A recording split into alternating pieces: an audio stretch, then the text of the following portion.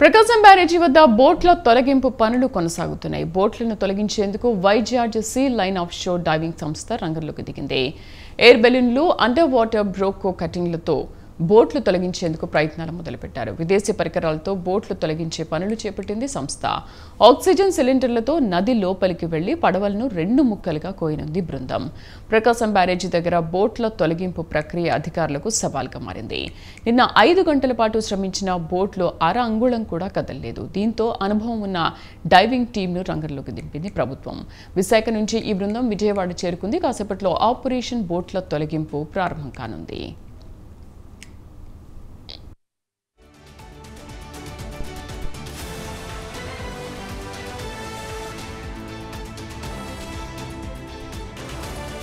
ప్రకాశం బ్యారేజీ వద్ద బోట్ల తొలగింపు పనులు కొనసాగుతున్నాయి. బోట్లను తొలగించేందుకు Vizag sea line offshore diving సంస్థ రంగంలోకి దిగింది. ఎయిర్ బెలూన్లు, అండర్ వాటర్ బ్రోకో కటింగ్తో బోట్లు తొలగించేందుకు ప్రయత్నాలు మొదలుపెట్టారు. విదేశీ పరికరాలతో బోట్లు తొలగించే పనులు చేపట్టింది సంస్థ. ఆక్సిజన్ సిలిండర్లతో నది లోపలికి వెళ్లి పడవలను 2 ముక్కలుగా కోయనుంది బృందం. ప్రకాశం బ్యారేజీ దగ్గర బోట్ల తొలగింపు ప్రక్రియ అధికారులకు సవాల్గా మారింది. నిన్న 5 గంటల పాటు శ్రమించిన బోట్లు అర అంగుళం కూడా కదలలేదు. దీంతో అనుభవం ఉన్న డైవింగ్ టీంను రంగంలోకి దింపింది ప్రభుత్వం. విశాఖ నుంచి ఈ బృందం విజయవాడ చేరుకుంది. కాసేపట్లో ఆపరేషన్ బోట్ల తొలగింపు ప్రారంభం కానుంది. పూర్తి సమాచారం మా ప్రతినిధి సంతోష్ లైవ్ లో అందిస్తారు. సంతోష్, ఇంకా ఎంతసేపట్లో ఆపరేషన్ బోట్ల తొలగింపు ప్రక్రియ ప్రారంభం కానుంది?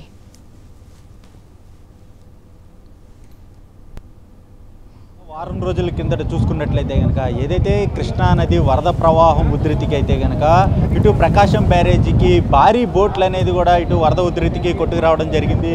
ఇదే ప్రకాశం బ్యారేజీ వద్ద భారీ పడవలు అయితే పెద్ద ఎత్తున అయితే కనుక ఈ యొక్క ప్రవాహానికి 67, 69, 70 గేట్లను ఢీకొట్టడం జరిగింది. అయితే పెను సవాలుగా మారినటువంటి ప్రభుత్వానికి ఒక టాస్క్ నెంబర్ 1 చూసుకున్నట్లయితే కనుక ఏదైతే కౌంటర్ వెయిట్లను అనేది కూడా పూర్తి స్థాయిలో పనులు అనేది పూర్తి చేశారు. అయితే ఇప్పుడు టాస్క్ నెంబర్ 2 ఏదైతే పడవలు వెలికి తీసే ప్రయత్నాలు అయితే కనుక ప్రభుత్వం పెద్ద ఎత్తున చర్యలు చేపడుతుందనే చెప్పుకోవాలి. నిన్న చూసుకున్నట్లయితే కనుక దాదాపు 6 గంటల పాటు శ్రమించినప్పటికీ ఈ బరువైనటువంటి పడవలు వెలికి తీసే ప్రయత్నాలు విఫలమైనట్టు కూడా తెలుస్తోంది. దీంతో ప్రభుత్వం చూసుకున్నట్లయితే కనుక ప్లాన్ బిని అమలు చేసినట్టు కూడా తెలుస్తోంది. ఈ నేపథ్యంలోనే వైజాగ్ నుంచి టెక్నికల్ టీంని అనేది కూడా తీసుకురావడం జరిగింది. ఇప్పటికే 10 మంది టీం అనేది కూడా ఈ యొక్క టీంలో ఒక టీం అనేది విజయవాడ రావడం జరిగింది. ఈ యొక్క విజయవాడ వచ్చిన అనంతరం కూడా ఈ యొక్క పూర్తి స్థాయిలో వీటికి సంబంధించినటువంటి పనులు అనేది కూడా ముమ్మరం చేస్తున్నట్టు కూడా తెలుస్తోంది.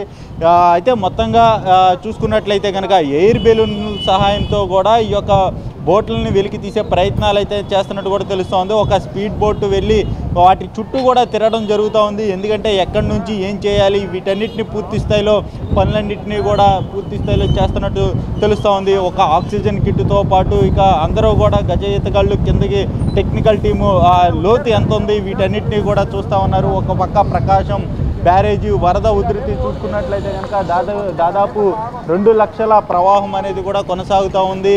ఇదే విధంగా చూసుకున్నట్లయితే కనుక ఈ యొక్క ప్రకాశం బ్యారేజీ వద్ద దాదాపు 4 బోట్ల వరకు కూడా ఈ యొక్క బోట్లు లోపల ఉండినట్టు కూడా తెలుస్తోంది. ప్రస్తుతం ఈ వైజాగ్ వచ్చినటువంటి టీం కూడా ఉన్నారు, వారితో మాట్లాడిద్దాం.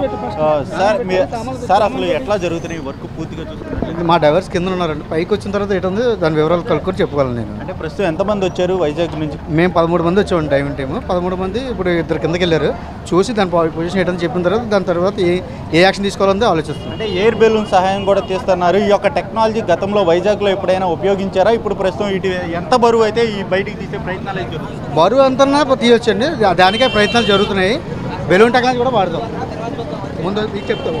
ఇది మొత్తంగా ఈ యొక్క పనులు అనేది కూడా శరవేగంగా జరుగుతున్నటువంటి సిచ్యువేషన్స్. ఏదైతే వైజాగ్ నుంచి వచ్చినటువంటి టీమ్స్ అయితే ముమ్మరంగా ఈ యొక్క ఏర్పాట్లు అనేది కూడా చేస్తున్నట్టు కూడా తెలుస్తోంది. ఇక్కడ లోకల్గా ఉండేటువంటి ఇరిగేషన్ అధికారులు కావచ్చు, అదేవిధంగా వైజాగ్ నుంచి వచ్చినటువంటి అధికారులు కావచ్చు, వీరందరూ కూడా ఈ యొక్క ఏర్పాట్లు అనేది కూడా పర్యవేక్షిస్తూ ఉన్నారు. ప్రస్తుతం ఏదైతే ఎక్విప్మెంట్స్ ఉంటాయో అంటే ఈ గ్యాస్ ఎయిర్ బెలూన్స్ కిందకి వెళ్ళినప్పుడు ఆ బెలూన్కి గ్యాస్ ద్వారా నింపి ఫిల్లింగ్ చేసి ఆ యొక్క పడవల్ని పైకి లేపే ప్రయత్నాలు అయితే చేస్తారు. అదేవిధంగా ఎంత వెయిట్ ఉన్నా సరే ఆ యొక్క బెలూన్లతోటి పైకి వచ్చే అవకాశాలు ఉన్నాయంటూ కూడా ఈ యొక్క వైజాగ్ నుంచి వచ్చినటువంటి డైవింగ్ టీం అనేది కూడా చెప్తా ఉన్నారు. ఏదేమైనప్పటికీ ఒక టీము 13 మంది అనేది రావడం జరిగింది. ప్రస్తుతం ప్రకాశం బ్యారేజ్ వద్ద రాకపోకలు అనేది కూడా కొనసాగుతున్నట్టు కూడా తెలుస్తూ ఉంది. ఏదైతే నిన్నటి వరకు కూడా ఈ యొక్క రాకపోకలు అనేది నిలిపివేశారు. ప్రస్తుతం అయితే ఈ యొక్క రాకపోకలు సైతం మొత్తం కొనసాగిస్తూ ఉన్నారు. ఒక పక్క పనులు జరుగుతూనే మరో పక్క రాకపోకలు అనేది కూడా కొనసాగిస్తున్నట్టు కూడా తెలుస్తూ ఉంది. ఎప్పటికప్పుడు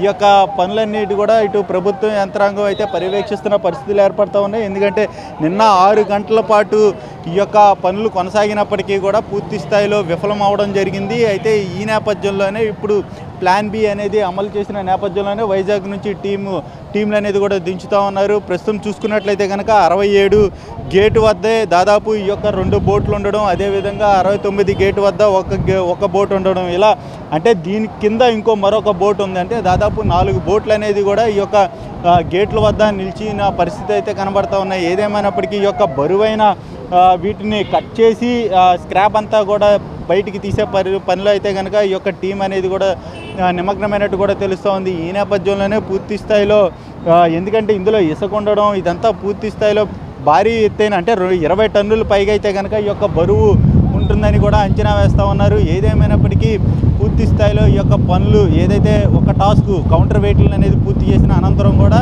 ఇటు పడవలను వెలికి తీసే పనులు అయితే కనుక ప్రభుత్వం చేస్తున్నట్టు కూడా తెలుస్తూ ఉంది. శ్రీదేవి, సంతోష్, మరి ప్లాన్ బిలో ఈ ఆపరేషన్ అనేది అసలు ఎన్ని గంటలు పట్టవచ్చు? దానికి సంబంధించి అక్కడ సభ్యుల బృందం ఏమైనా ఇన్ఫర్మేషన్ ఇచ్చిందా? అంటే ఈ రోజా రేపు ఎన్ని గంటలు పట్టొచ్చు అన్నారు?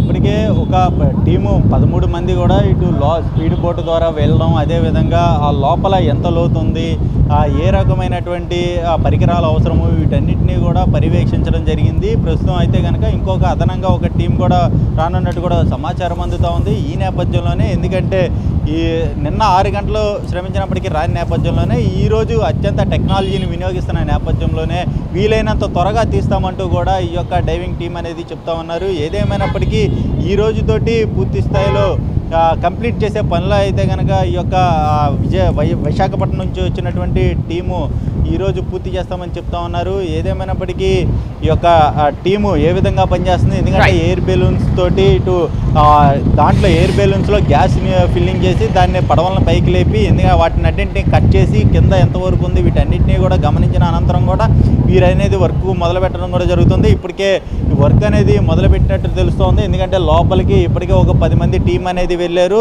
అదేవిధంగా ఇప్పుడే మనం చూసుకున్నట్లయితే కనుక విజువల్స్లో ఇప్పుడు ఈ యొక్క కిట్లు అనేది ఓపెన్ చేశారు. ఏదైతే ఇటు ఫిల్లింగ్ చేసేటువంటి గ్యాస్ ఫిల్లింగ్ చేసేటువంటి ట్యూబులు కావచ్చు, అదేవిధంగా ఇవన్నీ బాక్సులు పూర్తి స్థాయిలో ఓపెన్ చేసి ఆ గ్యాసులు అందుబాటులో ఉంచారు, అదేవిధంగా సిలిండర్లను అందుబాటులో ఉంచారు. వీటన్నిటినీ కూడా ఎప్పటికప్పుడు అవసరమైనటువంటి పరికరాలన్నీ కూడా ఈ యొక్క వైజాగ్ టీం అనేది తెచ్చుకోవడం జరిగింది. ఈ నేపథ్యంలోనే వీటన్నిటిని త్వరితగతిన అయితే కనుక వెలికి తీసే ప్రయత్నాలు అయితే కనుక ఈ యొక్క టీం అనేది చేస్తుందనే చెప్పుకోవాలి. Right Santosh, thank you.